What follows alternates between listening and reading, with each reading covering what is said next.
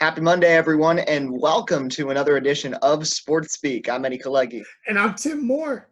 Tim, I just want to say, this is great. This past weekend, I can't believe how much sports I watched on TV. It's finally felt back to normal in some ways. 3 of the 4 major sports in action, and we had a lot of great games. The way I want to recap this, because I'd actually been thinking about how are we going to play in the show once, games got started again.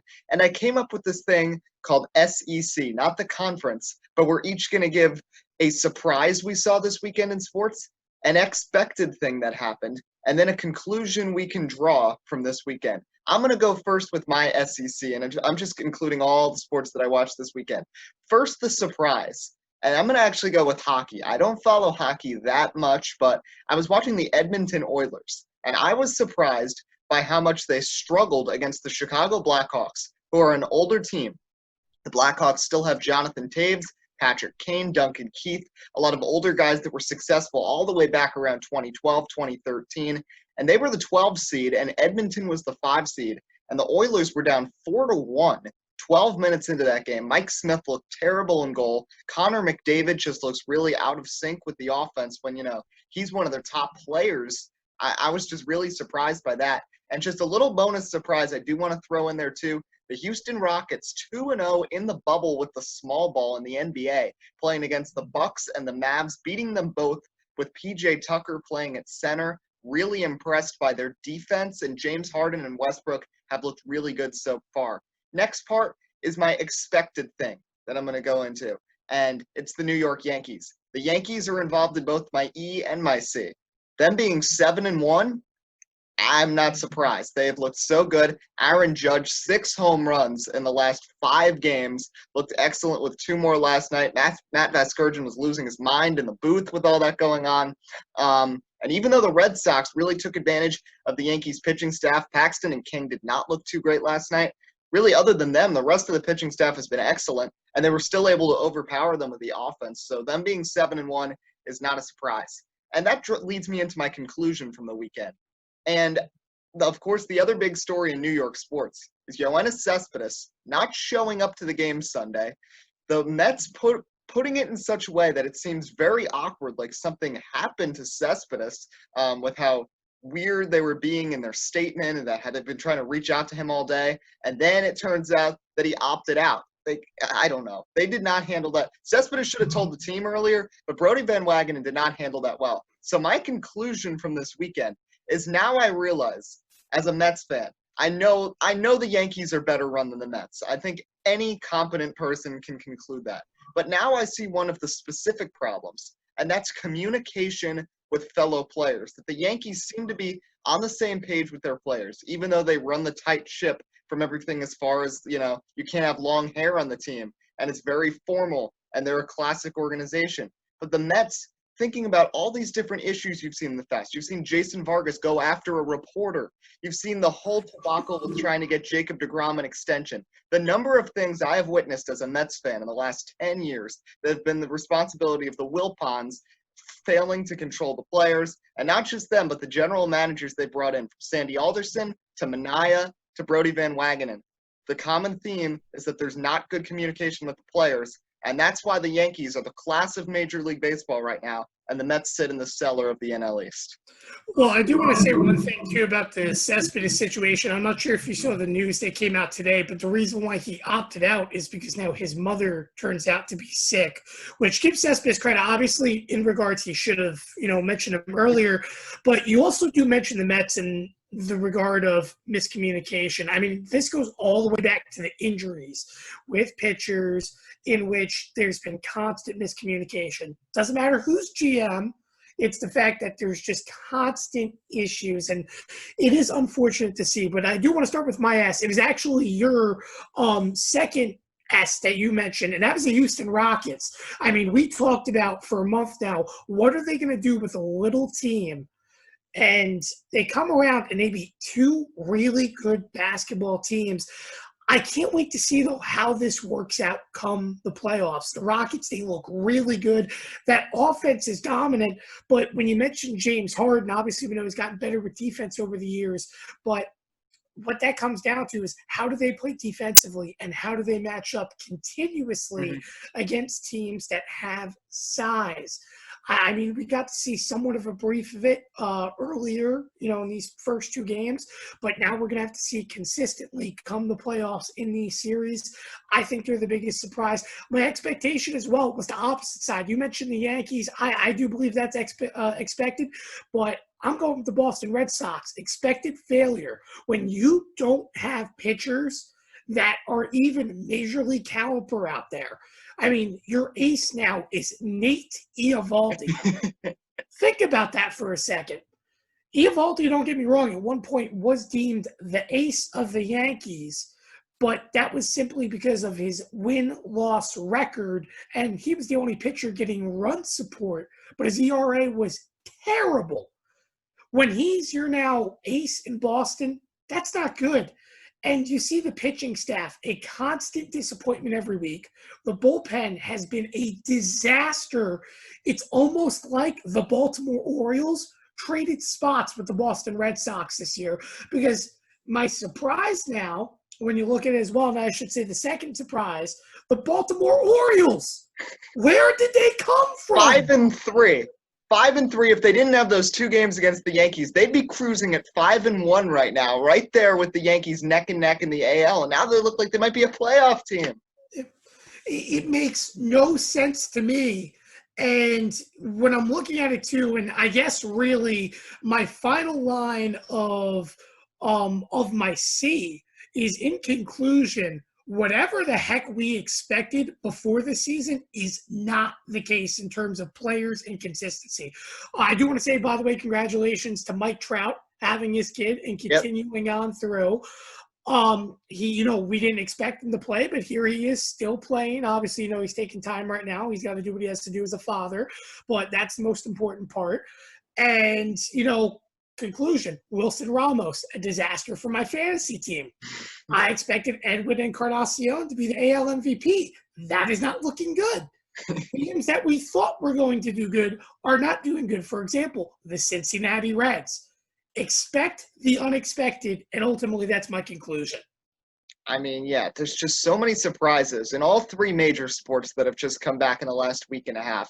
But there's a few logistical things. We're going to fly through a lot of things in this podcast because these last 3 days have been wild. But first thing I want to talk about is the NBA in terms of the production, and then, of course, the whole Jonathan Isaac thing. We're going to start with the overall production of both the NBA and the NHL, because I love the way they've handled this. With the Zoom fans, when they show them, superimpose them into the seats. You've got Paul Pierce there watching the Celtics. Kerry Kittle's up there watching the Nets game. I mean, I like how they've handled that. The crowd noise sounds realistic at both the NBA and the NHL games. And don't get me wrong, it's gotten better in baseball. Some places it still sounds a little phony. But basketball and hockey, it sounds very realistic.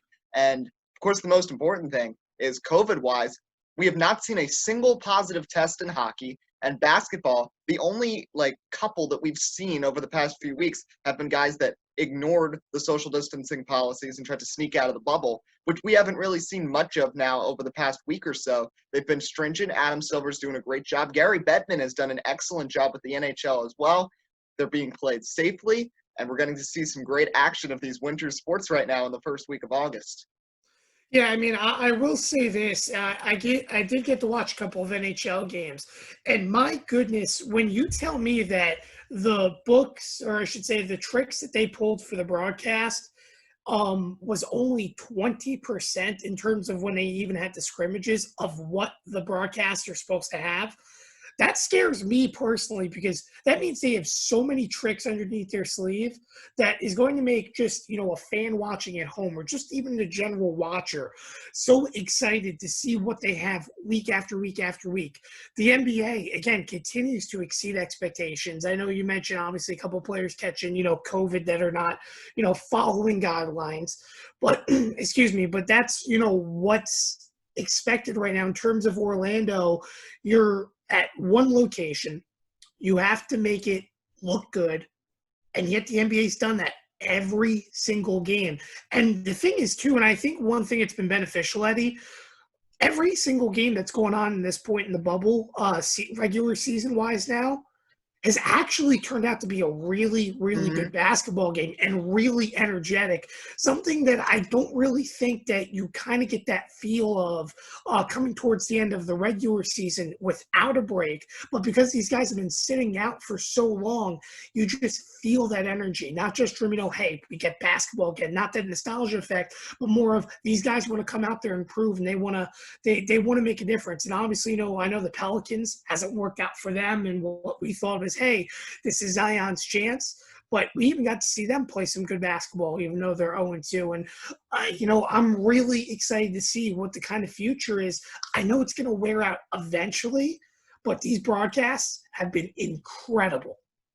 I know. The broadcast teams have been doing so good. Even these guys who are not at the arena or at the stadium, which is the case for the majority of major sports broadcasts right now, these guys working from home, and they're doing a great job, and that really is kudos to the production teams. But you mentioned the Pelicans. They've struggled a little bit. The Trailblazers have looked good. They came back from down 22 against the Celtics yesterday, ended up losing by 4, but Carmelo Anthony, Slim Melo, who is the skinniest he's been since he played for Denver, is looking really good out there, averaging 17 a game through the first 2. How about TJ Warren with the Pacers scoring 53 in the bubble and beating the Sixers? I mean, like you said, expect the unexpected. But, of course, Twitter doesn't want you to just know about the things going on the court, because the biggest story of the entire weekend is who stood for the national anthem. And really, there were 3 main people that have been discussed. There's been a couple others, but the main ones, I'll start with the lesser, and that's Becky Hammon and Greg Popovich, who we were just talking about on the show the other day. But they both chose to stand for the national anthem. Now, they are not completely rebelling against Black Lives Matter, because we know Greg Popovich is very outspoken. The one thing that's a little weird, though, is how he went after Roger Goodell a couple months ago about why is he suddenly so supportive of people kneeling for the anthem when he was so against it for 4 years. Yet I thought maybe we'd see Popovich kneel for the national anthem, but he was part of the military in the past, so that is something to remember. And, someone in the military who has experienced all of that might feel the necessity to stand for the anthem even during this situation. And Becky Hammon, there are people going after her, but you know what? She's a major activist too. I mean, she's breaking barriers. First female assistant coach, probably the first female head coach down the line too.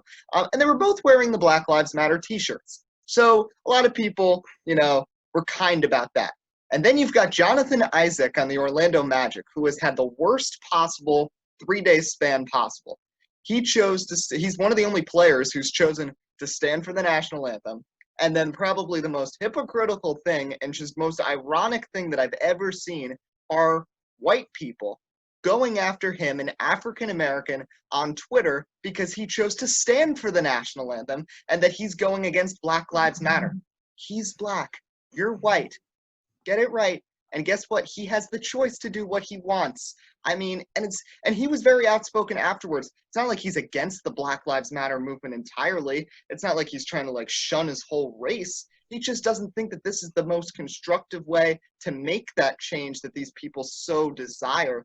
And you know what? I mean, and he also is an outspoken Christian. He actually became an ordained minister during the pandemic. So we saw Sam Coonrod for the San Francisco Giants have a similar explanation. But, I mean, come on. Listen, there are going to be people who are still going to want to stand for the national anthem. And guess what? Even if they do, that doesn't necessarily mean they are completely against Black Lives Matter. I mean, come on. And, of course, now what gave people even more fuel to the fire, the man who wouldn't take a knee blows out his knee in the game yesterday. And second torn ACL for Jonathan Isaac. He's gone for the season. And NBA Twitter turned into a palooza. But you know what? I mean, he's an excellent player. He has his own choice. I think you have the freedom to kneel for the national anthem if you'd like to.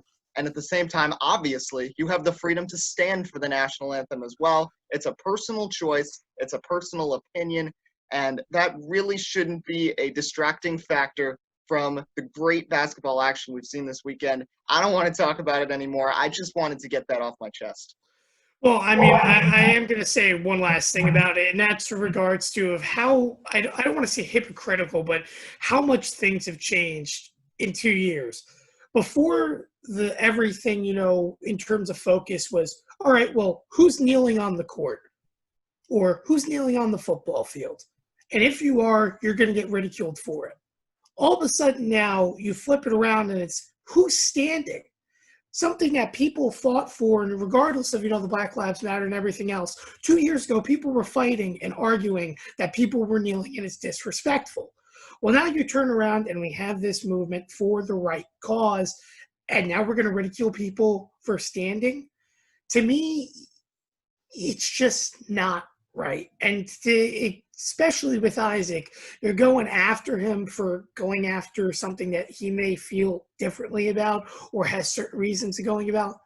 That's just not okay. And then the guy gets injured and there's more ridicule and saying, oh, he deserved it. No one deserves to get hurt. No one, you don't want to go out there and see someone get hurt, see their careers get ruined. Torn ACL, he may never be able to rebound from that. And it's sad to see that in regard to the Twitterverse, but this is the kind of world we have today. People are careless, people are cruel, and everything revolves around social media. But at the end of the day he's a human. Everyone here is human. People make mistakes, people whatever, and I'm not saying what he is a mistake because it's not. He chose to believe in, but, you got to give some forgiveness and not be cruel just because the man chose to stand. It's just, to me, it's not okay. But I do want to go back down in terms of the focus of the NBA. And, we see these first two games. You mentioned Carmelo Anthony earlier. What a heck of a surprise. I would have no idea, have no expectations that Carmelo Anthony, the man who basically didn't play basketball for 2 full years, if you think about it, comes out and he is putting on a show. It's like we have vintage Melo, except he passes the ball a little bit more now on a basketball court. And I know he's not going to be playing for a team that's going to win an NBA championship, but I still feel next year he's going to be a Laker. It's coming soon. Yeah, you know what? I wouldn't be that surprised by that. We know the Lakers, they'd love to get a big three going, and Kyle Kuzma, he's not going to be part of the big three. He's a good player. He's not a star. But speaking of the Lakers, another team that's really surprised me are the Toronto Raptors because, they get so little respect for being the defending NBA champions. Guess what? I know Kawhi Leonard left the team, but everybody else who was part of that team, including when Leonard missed almost 30 games during the regular season last year, are still there. They actually have a better record through 65 games this season as last year with Kawhi. Now, will that translate to the playoffs? I don't know. But what I do know is that they just beat the Lakers by 15 and held LeBron and Anthony Davis to their second lowest point total as teammates. They've got so much talent. Pascal Siakam, Kyle Lowry is such a good point guard. Fred VanVleet is so underrated as well. He's an excellent shooter. We know how much of a tough guy he is and how just people were paying attention to him after the whole situation with the injury last year in the finals, and then he had the blood coming down his face. He looked like some sort of Game of Thrones character out there, and then he keeps going. This Raptors team, you cannot sleep on them. And with the Bucks having trouble against the Rockets, who don't have someone over 6'6", it makes me wonder if the Raptors, who also have more playoff success historically, especially after last year than Giannis, if these guys could make another run. And against the Lakers, they looked pretty darn good. And we're recording this around 2 o'clock Eastern time. I was just watching them moments ago in their game, the opener of today's action against the Miami Heat, and they looked really good. And Pascal Siakam is playing on the wings. He's taking 3-pointers. And Kyle Lowry, Fred VanVleet in that offense. Serge Ibaka brings that tough force inside, down low. I really like the way they were playing. And you mentioned Portland. I really like them too. If they could somehow sneak through, if Memphis and New Orleans struggle, I still think Memphis is going to hang on for the 8th seed at this point. But Portland's going to come pretty darn close because Carmelo Anthony is playing really well. Jusuf Nurkic really has not missed a beat after missing so much time. And I know they lost yesterday, but they came back from down 74-52 2 minutes into the third quarter to tie it up by the end of the quarter in an incredible run led by Lillard, Anthony, McCollum, and Nurkic. And those four together, that's quite a team going into the playoffs because we know how clutch both Damian Lillard and Carmelo Anthony can be in big spots. Oh yeah, Lillard is a highlight reel just alone in the playoffs of how many clutch shots he's made on his own.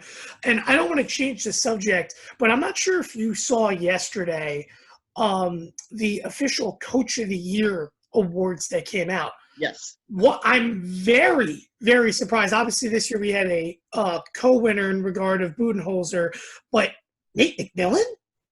To me, it doesn't make sense. To me, this is like a year too late. You should expect Indiana to be relevant this year, but yet he gets co-coach of the year. I don't get it.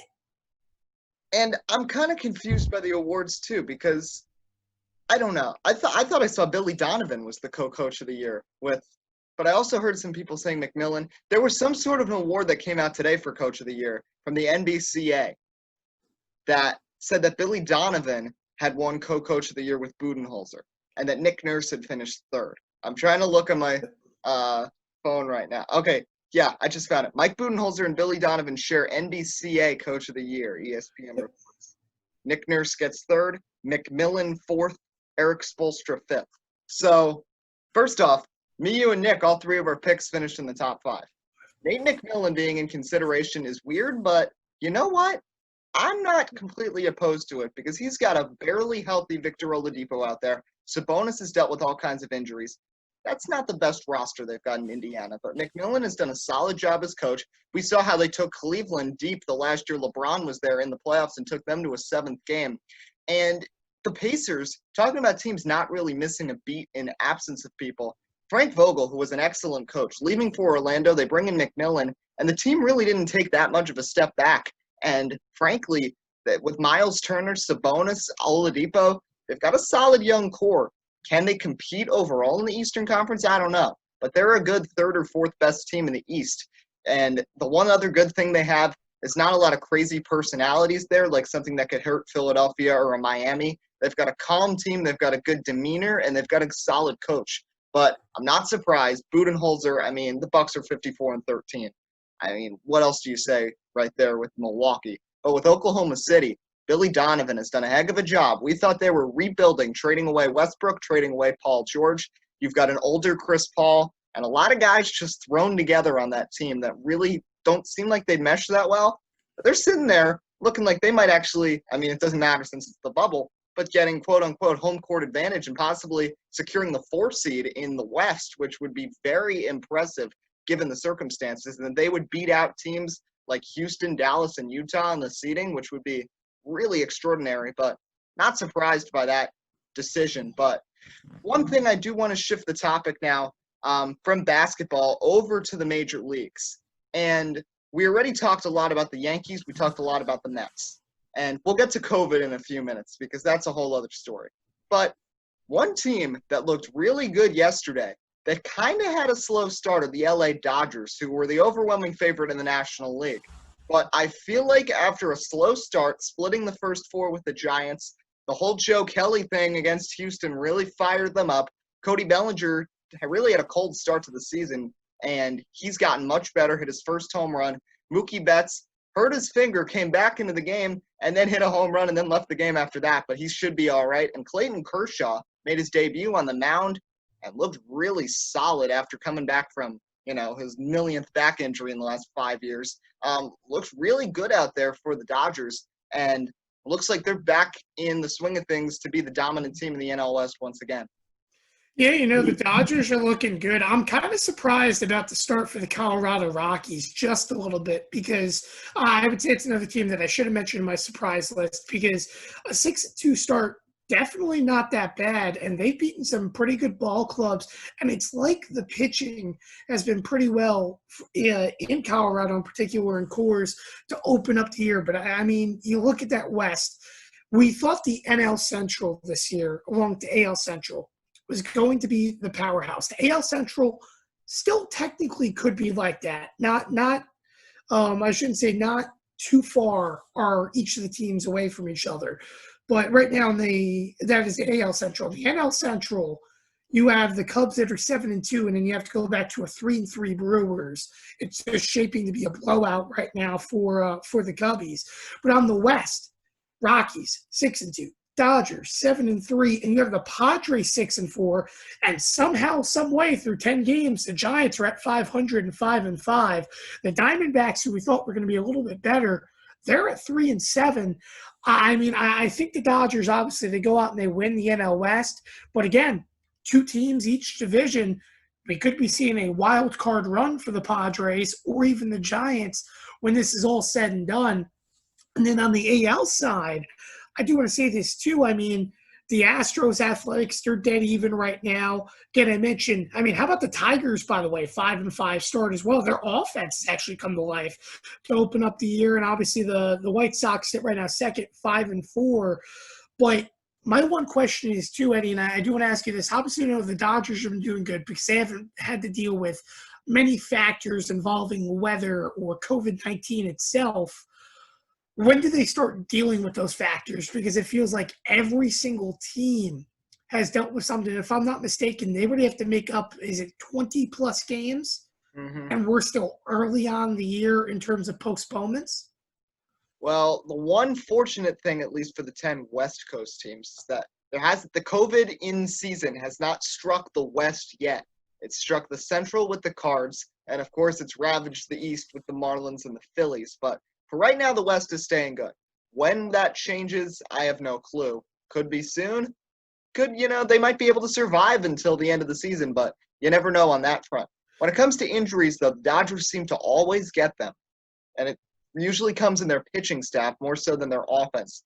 They've already gotten a Kershaw back injury over with. Is that done for the year? Who knows? There could always be more with him, but they've got a lot of older pitchers still there. The one thing, they've got a young prospect in Dustin May who's out there who could be really strong as one of their starting pitchers. And Kenley Jansen actually looks solid this season again. I know he had the heart issues in a couple years where he was not the elite closer he once was. He's starting to come back into form. Right now, the Dodgers, I think, if I were the Dodgers, I'd just be happy that it's only a 60-game season, because I think they could run into more issues like you've alluded to if it was a full season, not just with COVID, but with injuries and other things that they might fall off, especially with the NL West seeming to get better division-wide this year, because, I mean, the Padres have looked really good so far with Chris Paddock and Dinelson Lamet as their two starting pitchers. And Fernando Tatis Jr. is already looking like an all-star caliber shortstop in just his second year. Eric Hosmer's really had a rejuvenation of his career playing first over there in San Diego. Colorado, they're going to beat you with the long ball. And Nolan Arenado, Trevor Story, Charlie Blackmon, and Daniel Murphy. I mean, that is a squad that they have there. And then San Francisco, I mean, they got that young guy Yastrzemski that you were raving about a couple of shows ago, and he's already got a walk-off home run this season. And then the Diamondbacks, I mean, they're 3-7 right now, but they could turn it around. They still have a talented roster. Christian Walker's taken a step back after the 30 home run season last year, which is a little concerning. My main problem with the Diamondbacks, which is the same basically with all the teams that are struggling right now, between the Arizona Diamondbacks, the Red Sox, the Mets, the Angels, and the Pirates. Those 5 teams, none of them have good pitching. Diamondbacks are probably the best out of the 5 because they do have Mad Bum and a couple decent relievers, but they have a lot of holes in that pitching staff. And they've got a lot of guys playing the unnatural positions in the infield and the outfield because they really piece things together. They've got guys like dominance at other positions that they've had to switch things around. But right now, the Dodgers, they're in a good spot. I think the Rockies are going to take a step back eventually. I think the Diamondbacks are going to get better. But with just 50 games left, the Dodgers could keep going and get to the NL West crown. Well, indeed, I'm looking at their offensive stats, and I will say this. Typically, 10 games into the season, you do tend to see Justin Turner hurt. He usually misses about 40-something games before he actually becomes relevant again and then starts hitting for batting average. Jock Peterson as well, kind of a role player, going to be eager to see. I mean, how about Kike Hernandez? He's been a very big surprise for me and a guy who stepped up early on in key situations. Seager's been kind of average. Will Smith struggling really bad, unfortunately. Betts started off slow, started to pick it back up. I would say the same thing as well with Max Muncy. Muncy still at like that 220. But the Dodgers overall as a unit, I think their key player, and just hear me out on this, that makes the ultimate difference is their utility guy of Chris Taylor. If Chris Taylor comes out in games in which that he has to come play in the field, rather if it's the outfield, infield. If he's hitting well, that's what makes the Dodgers an extra step above any other team. Because obviously we know, along with the New York Yankees, they have arguably the best starting pitching staff on paper. Mm-hmm. You look in that bullpen too. That bullpen's really, really nasty. Of course, if not suspended or hurt. But the way I look at it for the Dodgers is you need guys to step up in the roles like the Yankees did last year.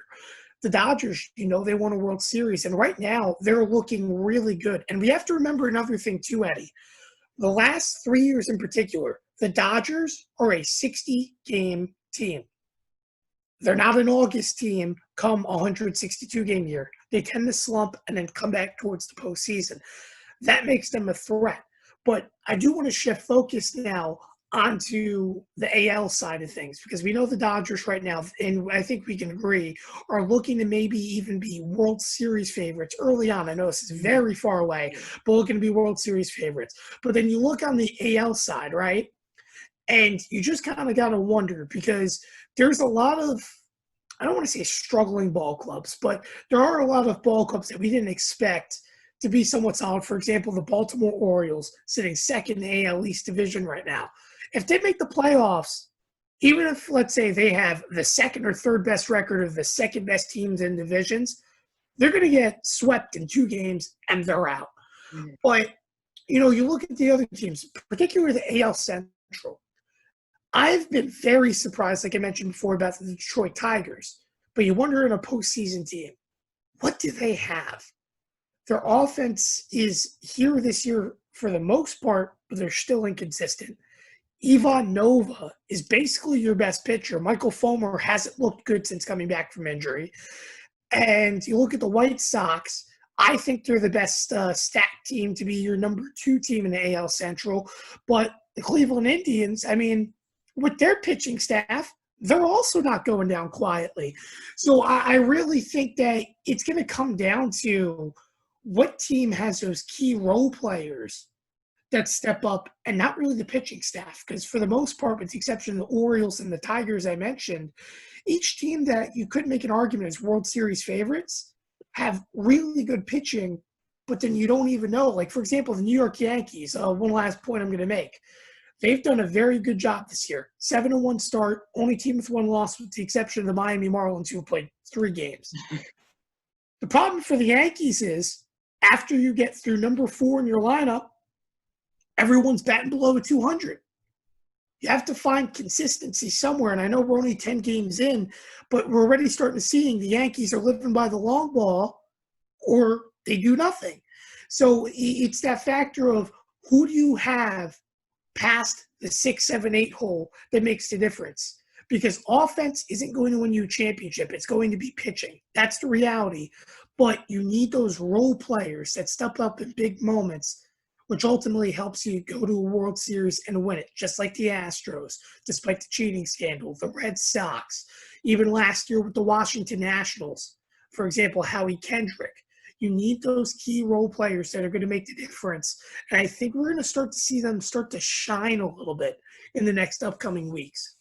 Yeah, I will say, first off, the Yankees, I wouldn't be concerned as a Yankees fan that I know you are, at least for now, because you're right. They're focusing on the long ball right now. But thinking about the teams that they're playing in the regular season, at least until you get to the playoffs, you're going to win the division with that strategy. You've got 21 games still combined against Boston, Baltimore, and the Marlins that you can feasibly go like 17-4 in, because those teams are going to be either depleted or just plain not good, or Baltimore, who is good, but just they can't beat the Yankees in anything. So that's the first part.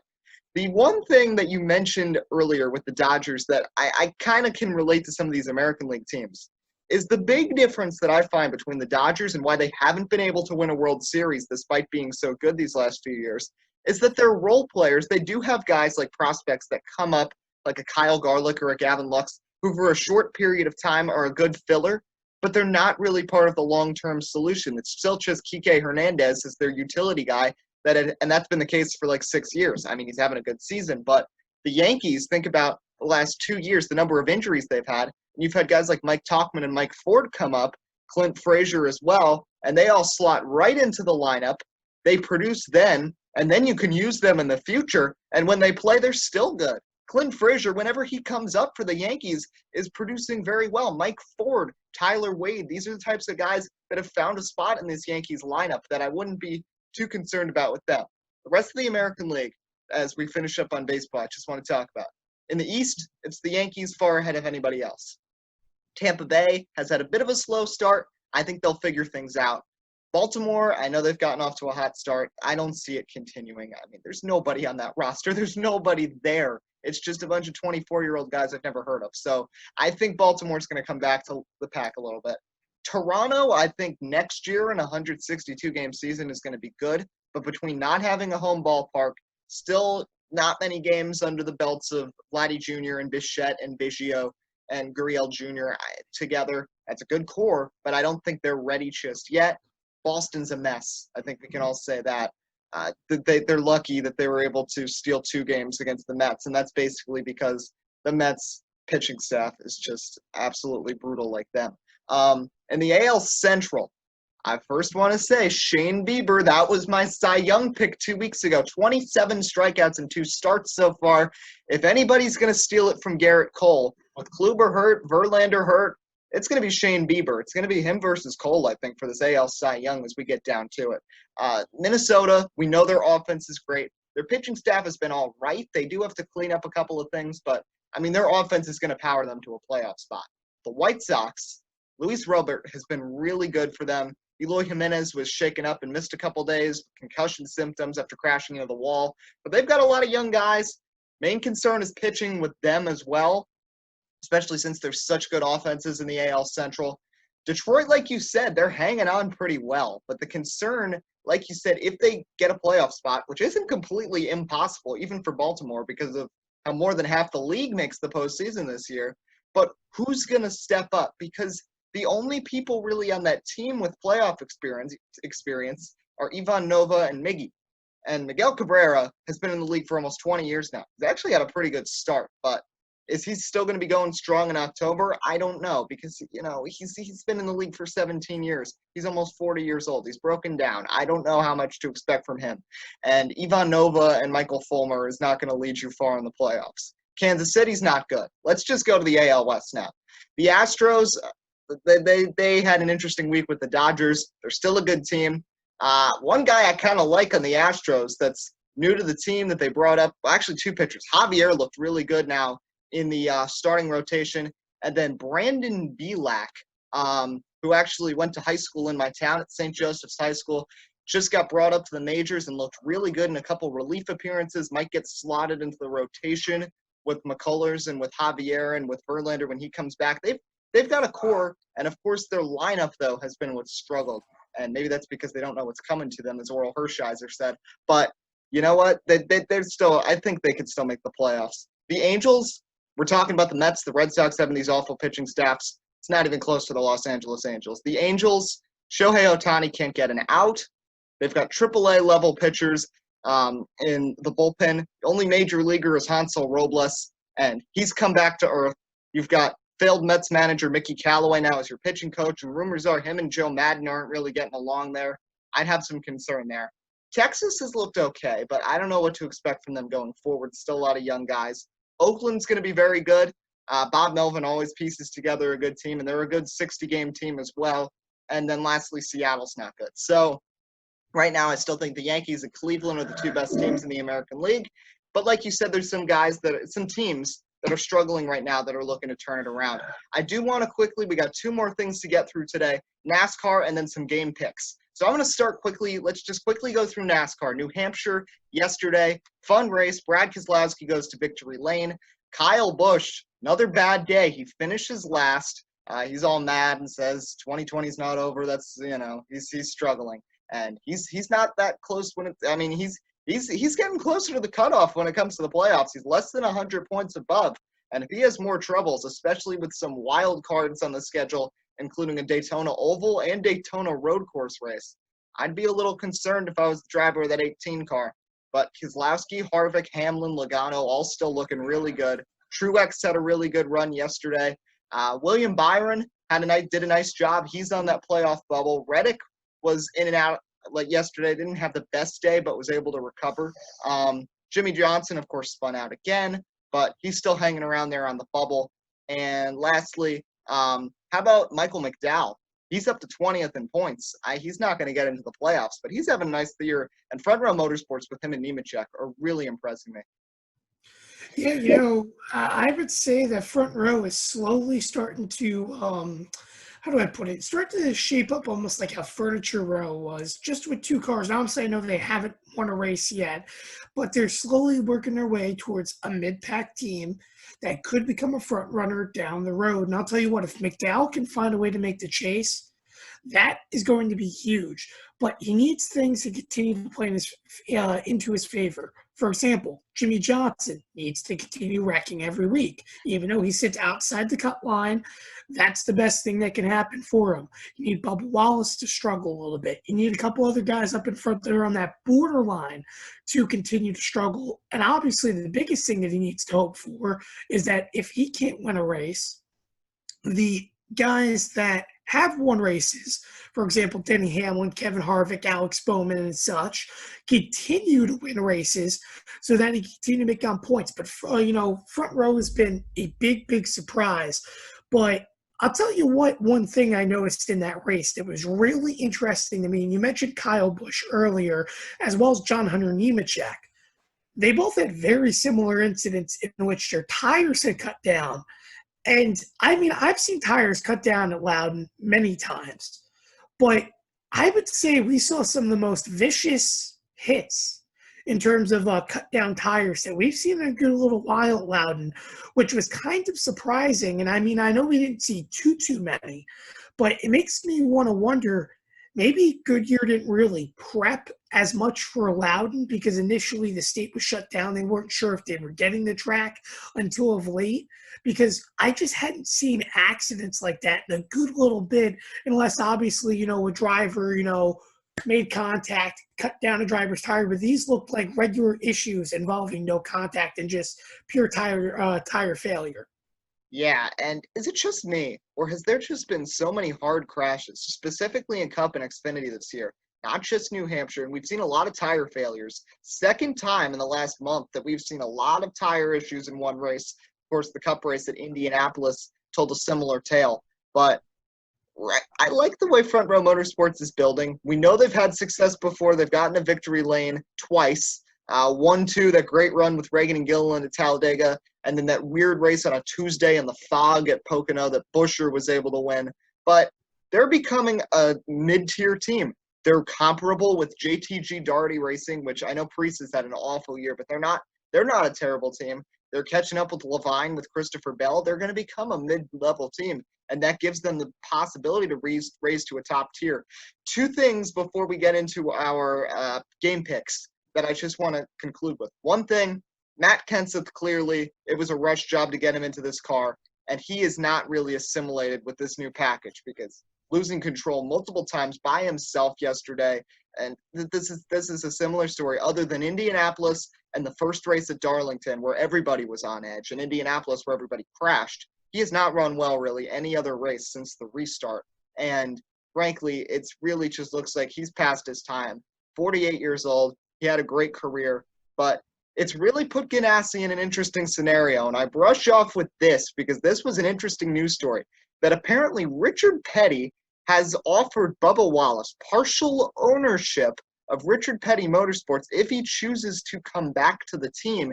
And we had just heard earlier this week that Ganassi, because clearly Kenseth is not coming back after this season, that because of the commonality in McDonald's as a supporter, that they'd consider bringing in Bubba Wallace, which makes things very interesting. I think Bubba Wallace is the perfect fit for the 43 car. I don't think he really fits with Ganassi because I feel like then they're starting to come back from being a top-tier team to being the team who just hires the guys that, make the most publicity, like bringing in Juan Pablo Montoya in the past or bringing in Franchitti from the IndyCar series and his failure in the Cup series trying to run some races. Bubba Wallace, he's a great guy. but I'm sorry, he's not a great driver. He's got some talent and he's run well in some races and he's good at certain tracks, but he's a big step down from what Kyle Larson was and what they expected from Matt Kenseth. But I don't really know what's going to happen. Do you see any possibility where Bubba Wallace leaves the 43? And if he does, who could you see slotting in for Petty next year? Well, I am going to say this. You mentioned Dario Franchitti and Juan Pablo Montoya as examples, but you do have to remember one thing. When Ganassi turned around and did this was an aspect for them to get more money into their program. You mentioned McDonald's. You get Bubba Wallace, who is right now arguably the most followed NASCAR driver in the world, and probably the most followed driver in the world as of the moment, especially with everything going on in the Black Lives Matter movement. He's outspoken. He is perfect. You continue his partnership with McDonald's, move him over to Ganassi. All Chip sees is money. You have to remember this, and I'm being utterly honest. Chip Ganassi Motorsports has been very lucky to be as successful as they have because they've had good drivers on underfunded equipment. Okay, Jamie McMurray was an average driver, but I'll tell you what, he put on a show on something every single week. Kyle Larson, no matter how you feel about the situation, is one heck of a race car driver. He made that equipment look incredible. Juan Pablo Montoya is an incredible race car driver. My biggest comparison, though, and I've always mentioned this, Eddie, is the IndyCar series. Look how every other Chip Ganassi car is doing, with the exception of Scott Dixon. And then you tell me if it's the driver or the equipment. Mm-hmm. Because Scott Dixon is an anomaly in the IndyCar series. He's a legend. He is someone that is incredible. But Chip Ganassi there doesn't do good, and it translates to NASCAR. Let's also not forget that Chip Ganassi almost went bankrupt 3 different times, including their merger with DEI back when Juan Pablo Montoya raced for them. Ganassi doesn't have a lot of money. He's on the borderline. This is an aspect for him to get money. And that's why Richard Petty turned around and offered Bubba Wallace a partial, and this is just what I'm thinking in terms of it, partial ownership. But if I'm also Bubba, I'm not doing that. Because let's be honest too about this. Yes, ownership of Richard Petty Motorsports to an extent is nice. But at the same time, let's not forget how underfunded Richard Petty is still. That's a team that's going out of the sport, legend or not. No one's worked with them. They've been a one-car team since they lost, Elliott Sadler, and they had AJ Allmendinger there too. They're a one-car team. They produce D-level equipment, and they're slowly getting beat one at a time. That's a team and a company that's going to go out of business. You're going to see the Pettys out of motorsports very soon. If he wants to make money, wants to be effective, and continue to have a good career, because he's doing a very good job in that 43. I'm not undermining that. But if you want to have a good career and make a good decision, you race for Ganassi. He's going to make a lot of money being partnered with McDonald's, especially with what's going on. And he's going to turn a team that had that success pattern to continue to be more successful. So I could see him going to the 42. And to answer your question, who do I see going to the 43? Well, I think it's who we thought was going to the 42 initially, and that's Ross Chastain. Ross Chastain would be the guy that goes in the 43, and you see him start to do maybe a little bit better with Petty equipment. But you also have to remember, Petty, if I'm not mistaken, gets their engines from RCR, not Hendrick. So I'm also going to say that too, or why they were at D-level equipment. I think Chastain can help that a little bit because he has some money, but I think that's where the flip-flop lies, Eddie. Yeah, it's tough, though, for Ganassi, because I don't blame it all on Chip Ganassi and his funding, because they've also had some really bad luck over the last couple of years. When they had Chastain all set up for that Xfinity deal, and then the whole scandal with DC Solar as a company, and they got in all that trouble. And then, of course, you get a great driver in Kyle Larson. He gets you 6 wins. He gets you deep into the playoffs every year. And then, of course, the unfortunate incident with him, and now he's out of a ride. And you've got to bring in Kenseth, who was past his prime about 5 years ago, bring him back out of retirement, roll him in from Wisconsin, and he's got 2 top 10s in like 14 starts and is still struggling down around 30th in points. So it's going to be interesting, but Bubba Wallace and McDonald's, I think that's a great opportunity for Ganassi to make some money. And Chastain, the people who think Ross Chastain is going to the 48 next year too, I think are a little – I think they're a little out of touch because Chastain, don't get me wrong, he's a good driver, but he's actually taken a little bit of a step back, and he's not been as great as I expected in the Xfinity Series. He came into there after that amazing truck season with Nice as probably a championship favorite in Xfinity. But Cindric, Briscoe, and Noah Gragson are all definitely better than him this season. And he's driving for a really good team in Kalegi that creates very competitive cars, not just at plate tracks anymore, because we saw Allmendinger go to victory lane at Atlanta and dominate that race. So Chastain, I think the 43, if he wants to get a cup ride where he's not driving a black unsponsored car, that's where it could be. But the future of Richard Petty Motorsports, especially after Richard passes, I think is very bleak because I really don't see Kyle Petty going into that and really focusing on that. I think he's more into the TV career than the ownership side of NASCAR. And the Petty line really dies after that, unfortunately, in the world of motorsports. So it's going to be interesting to see what happens with that. But wrapping up, running out of time, let's get into our game picks because there's a few games that I want to go over from the three major sports all in action. I'm going to start with hockey. We got a good game tonight at 8 o'clock between the Montreal Canadiens and the Pittsburgh Penguins. Sidney Crosby really struggled in Game 1. Canadiens took Game 1, one of those seeding games. A battle winner goes on to the Stanley Cup playoffs, best-of-5 series. I'm going with the Canadiens to go up 2-0. I just think the Penguins are an older team. They need some time to gel. Who are you going with? I would like to go the opposite end. I would go with the Penguins. I think that they could put together a good game, and I know they are old and they're starting to, fade apart a little bit. But, I mean, come on. Sidney Crosby. Just think about it. Penguins? I don't know. They could be a surprise, Eddie. Hurricanes and Rangers, so far 2-0 Hurricanes in favor. They just won earlier today. Tim, do you see them finishing off tomorrow night? Oh, 100%. I see this being a easy victory. They're going to go 3-0. The first team to do it, obviously, and it just makes sense. I mean, Miami's looked so well, and you're starting to see the easy teams get eliminated early, and we knew we were going to see this, obviously, with the system. But it's going to be an easy 3-0. And that's what you get when 24 teams are there. The Rangers just barely getting his playoff spot. Capo Caco is going to be an excellent player for them in the future. Nico Zibanejad, I mean, they've got some talented roster pieces. Henrik Lundqvist has looked awful so far in these first two playoff games. I mean, he's really over the hill at this point. The King has still not won them any cups, and he's 38 years old at this point, and they don't really have much of many options on defense either. I've got the Canes finishing it off. We're going to shift now to the basketball court. Couple games I want to go over there, and I'm going to start with one tonight that's probably the headliner. The Jazz and the Lakers. Utah coming off of that big win against New Orleans to start things off. They've looked pretty solid so far, but then got beaten by Oklahoma City. Lakers also 1-1 in the bubble with the win over the Clips and then dominated by the Raptors. Who gets to 2-1 at the bubble? I'm going to say the Lakers. I think the Lakers try to bounce back. And listen, I'm, again, a big Jazz follower because of Donovan Mitchell. But the Jazz still have a lot to learn. Rudy Gobert's looked pretty well. Donovan's been a little bit inconsistent through the first two games as well as the scrimmage games. And Mike Conley still, is ultimately a question, as well as Joe Ingles. I think they need to get together, but I also think they're really prepping for the playoffs more than they are really the battling for a 4 seed, because I think they're under the realism it's either they're a 4 or 5. It doesn't make the difference because they're not at home anymore.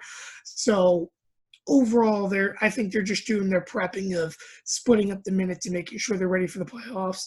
But overall, I think this is a great opportunity again for the Lakers to come out and put together a good basketball game. Yeah, Lakers are going to want to get back on track after that win, after that loss to Toronto. And Utah is one of those teams that are focused on the postseason. That's why I'm going Lakers all the way right here. But one of the games that I think tomorrow night, 9 o'clock, I think you might be watching this as well. This is one of the games I'm most excited to watch right now in the regular season. The Rockets and the Trailblazers. You've got Portland trying to get into that 8th seed and at least get into a play-in game with Memphis for that. And then you've got Houston, who have been able to dominate the Bucks and then dominate Dallas. And talking about teams that are playing hard for the playoffs, Houston still is. because they want to get up to that 6th seed so they don't have to play the Clippers in the first round and they get a much easier opponent in Denver. Who do you got winning that one? I'm going to have to go with the Rockets. I mean, the way you look at it, obviously, Carmelo Anthony has been hot for the Trailblazers. But, I mean, the Rockets just look unstoppable right now. And, I mean, to be honest, though, I don't want to say this would be typical Houston, but to me, it always seems to be fitting when Houston gets on these hot runs, especially towards the end of the year, and then just absolutely falls apart to another team in the conference finals or, the semifinal round. It would not surprise me if it happens again. I can honestly see the Rockets winning every single game while they're left in the bubble until obviously playoff time comes around. I think they beat the Trailblazers. I still think overall, roster-wise, even with 5 little men playing on the field, that they're better, on the court, rather, than the Trailblazers. But again, who knows? Maybe Carmelo Anthony will put on a show and he'll surprise us yet again. Yeah, I'm actually going with Portland. Carmelo playing against his former team didn't work out against the Rockets, and they're hungry after that loss to Boston because they came all the way back and came up short. I think they're going to steal one from Houston. I think Houston's going to win a lot of games in the bubble, but not win this one. Last 2 predictions, we got baseball tonight. Of course, this show premiering at 6 o'clock. We're just minutes away from first pitch in both of these. We'll start with the Phillies and Yankees. Phillies back from COVID, getting into battle at Yankee Stadium at the Bronx with the red-hot Yankees. Who wins this one? I think that's an easy answer. Well, I shouldn't say it's an easy answer because every time I say that, I'm wrong. But I'm going with the New York Yankees. Joe Girardi's technical now official first game back, of course, regular season-wise at Yankee Stadium. But let's be honest, Jake Arrieta has fallen apart. Since that one incredible year, he has been a disaster. And if I'm not mistaken, this is his first start of the season. So I would not be surprised if he gets rocked. And also, let's be honest, Garrett Cole, he may be competing for a Cy Young, but he's actually been very underwhelming his first 2 games. And he had that random fall apart against Baltimore last week. So I would not be surprised if he comes out and actually puts up a double-digit strikeout performance for the second time this year and really, really tries to, shut down the Phillies as much as he can, maybe one or 2 runs.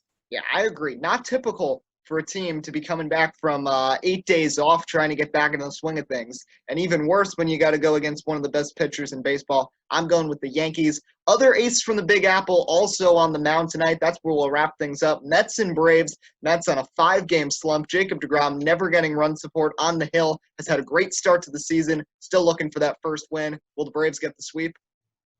Yeah, I think the Braves are going to get the sweep, but just hear me out on this. I think Jacob deGrom come year-end, Eddie, he's going to finish with an 0-1 record. Just hear me out. I don't think he's going to win a single ball game this year. I think every single outing he comes out and faces, unless, of course, it's an easy team down the road, he's going to get 0 run support. He's going to put on a show. And, hey, maybe he'll still win Cy Young going 0-1.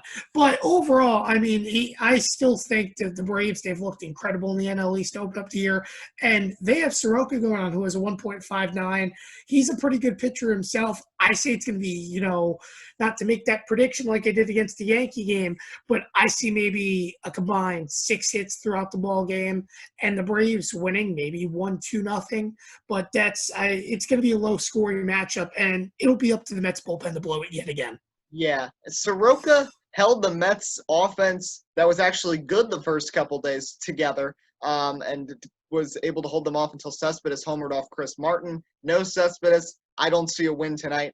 I see another great performance from deGrom, and I see a 1-0 loss, and they'll give up a home run to someone like a Duvall or an Austin Riley. And it'll be, Edwin Diaz or Justin Wilson giving up a home run like usual. Mets will fall to 3-8.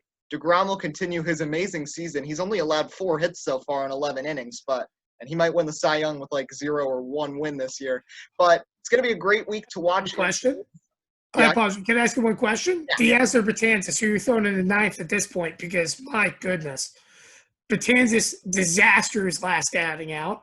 Edwin Diaz is as inconsistent as it gets. I mean, who's going to be your closer? Maybe Seth Lugo? You guys are running out of options. I don't even know. At this point, I'd throw Juris Familia in there because he had that long streak of saves in the past. I know he's the only pitcher in history to blow 3 World Series games in 1 World Series and blow 3 saves there, but who knows? At this point, him or Lugo, but Lugo has also looked awful his last 2 times out there.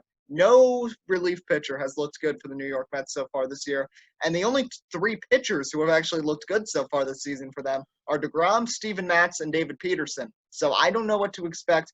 I do expect the Mets loss, them to get swept, but DeGrom goes 6 innings. I'm gonna try to do a prediction like you, Tim. I'm going 6 innings for DeGrom. He's gonna throw about 90-something pitches. He's gonna allow 3 hits. He's gonna not allow any runs, and he's gonna strike out about 8. And then they'll bring in somebody like Justin Wilson in the 7th, and he'll give up a home run to Adam Duvall, and the Braves will win at 1-0. That's my prediction, and we'll see if I'm as lucky as Tim was a couple weeks ago. But that's going to wrap up today's show. We will be back on Thursday to recap the next few days in sports and give our predictions for the weekend ahead.